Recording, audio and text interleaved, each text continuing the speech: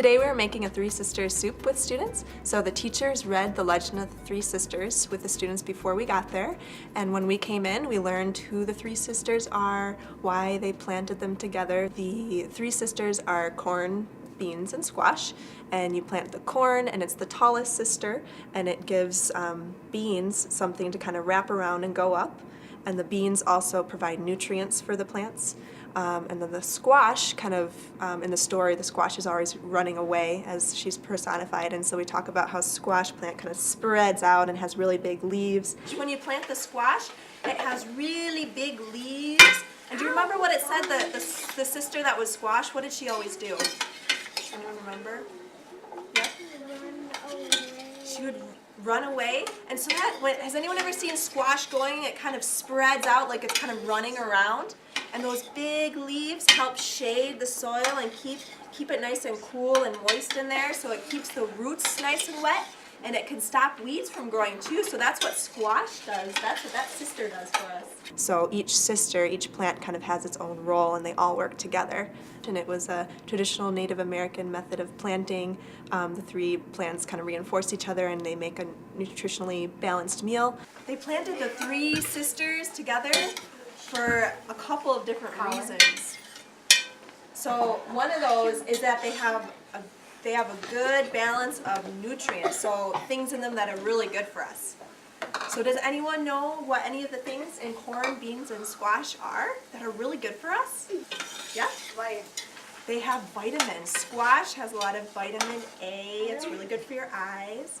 And beans have a lot of protein that makes you strong, and fiber that helps you digest your food. And corn is a grain that gives you carbohydrates that give you lots of energy, and people can grind it up and make corn flour, but we're just going to use the whole corn kernels. And when you put them all together, it's really balanced. It gets you a lot of different things on your plate.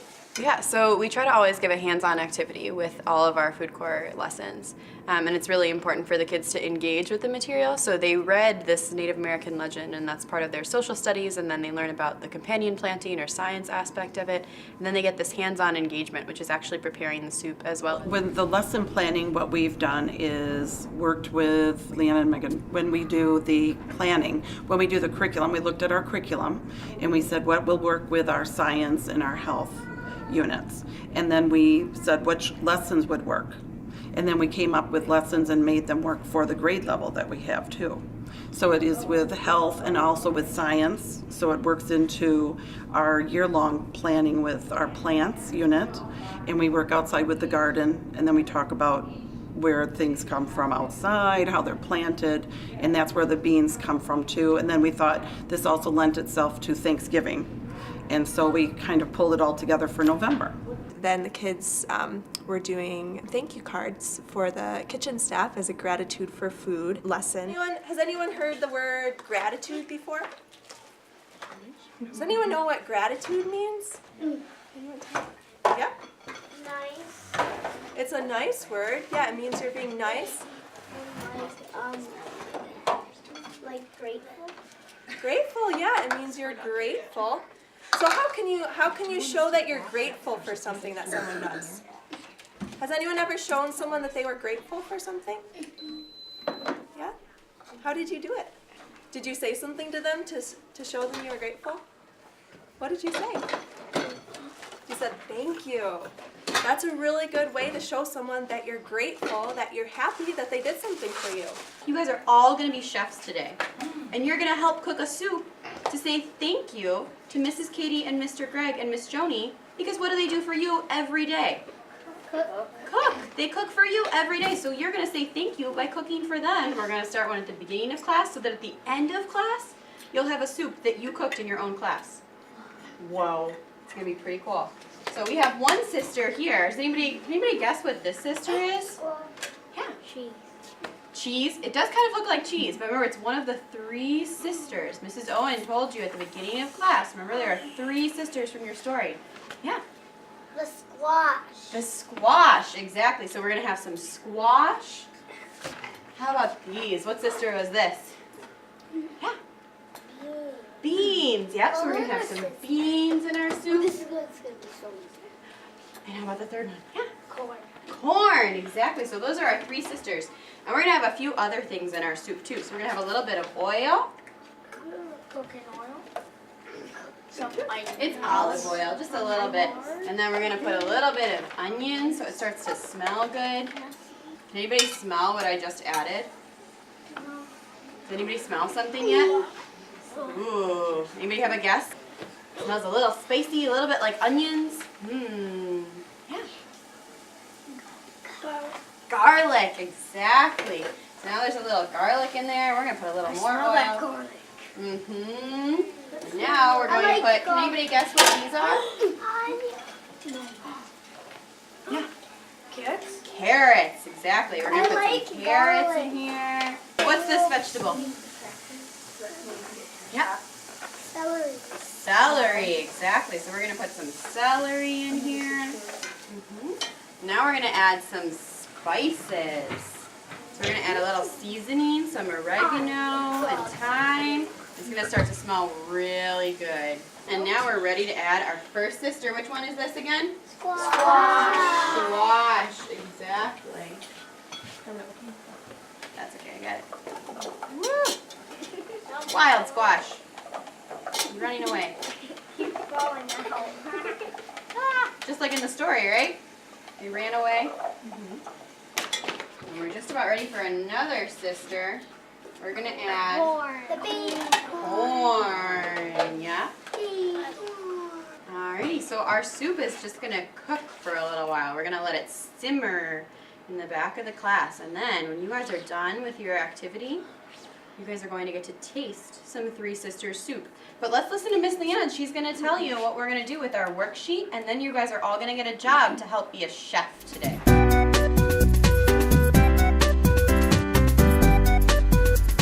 And while some of you are making your soup, there's going to be some different stations, and some of you are going to be making thank you notes. And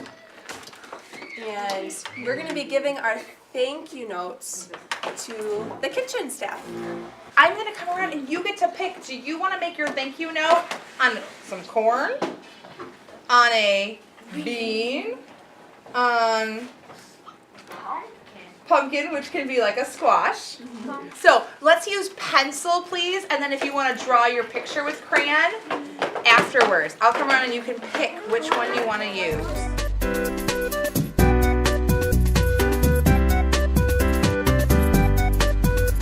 So you can, when you're working in smaller groups and having hands-on activities, you can be working on fine motor skills with cutting, with measuring skills, and the students just have a stronger connection with the material when they're actually putting their hands on it and getting involved that way.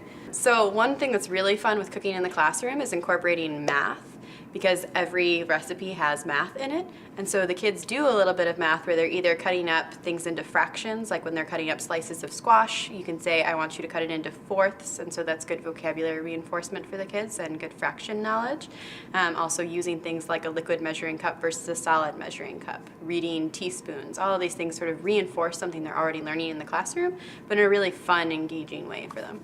Okay, so you heard the instructions, right? So we're going to go right up to where it says 1.5. Exactly. So he's going to watch the line, and you're going to pour this right in here, and he's going to tell you when to stop pouring, okay? Can you grab that and pour, and tell her when she's getting close. Pour slowly. Stop. All right, love it. All right, and now you're going to take a turn to watch. He's going to pour up this part where it says 2 cups. All right, so you've got to tell him when he's getting close to this line that tells us how much is in our cup.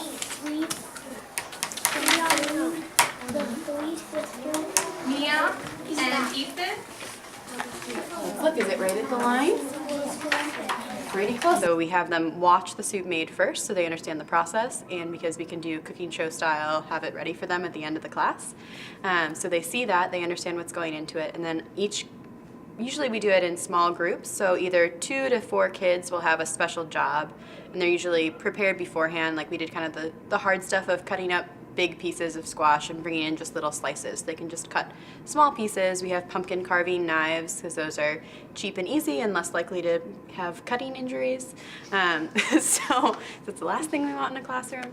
So we bring those in and we just really delegate the individual tasks to small groups of students so that each of them feels like they have a role in creating the end product. So what we're going to do is use this like a little tiny saw, just like you would when you're carving a pumpkin. So you're going to take your celery and you're just going to cut just like that until you get a piece that's about this big, okay? All right, you guys can get started. You can cut up your 2 pieces of celery.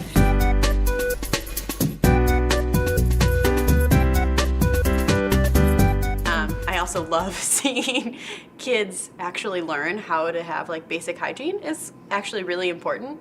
And having kids do the little like hands crossed and making sure that they're keeping their hands clean and that we have food safe hands and not giving people germs as their thank you present.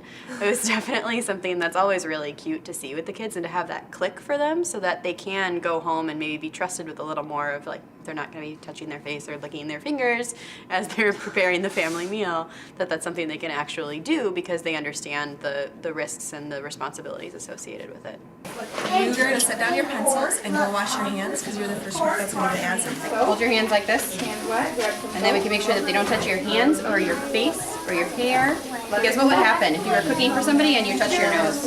Germs, exactly. So we're going to keep our hands right like this, and we're going to wait until everybody's back.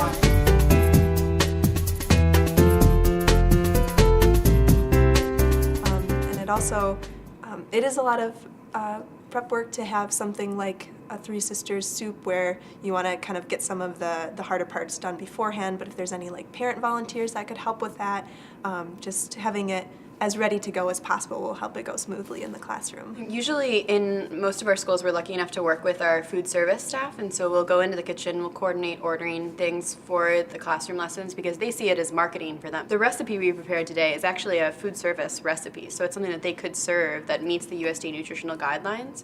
So it's something that's fun because the kids actually see this and that it's a healthy recipe and they have a stake in it.